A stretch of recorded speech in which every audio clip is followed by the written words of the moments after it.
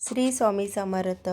संध्याकाळी मला आहे ना म्हटलं चला आता आपण आहे ना काय भाजी बनवायची. रोजचं टेन्शन येतं की सकाळी काय करायचं, संध्याकाळी काय करायचं. आता बटाटेच होते, म्हटलं चला आता बटाट्याचे आहे ना आपण पराठे बनवायचे. घेतले पटकन बटाटे शिजवायला, बॉईल करायला टाकलेले आणि नंतर आहे ना त्यांचे साल वगैरे काढून घेतले आणि म्हटलं चला आता आपण आहे ना खिसून घ्यायचं. कारण की बारीक खिसणीने जर खिसले ना मग चपाती आपण जेव्हा चपातीमध्ये ते सारण भरतो ना मग तेव्हा ते कसं फुटत नाही. मस्तपैकी ते बारीक करून घेतले असे चाळणीने आणि छानपैकी ना थोडी हिरवी मिरची, जिरं, कोथिंबीर टाकून आहे ना ते वाटण करून घेतलं.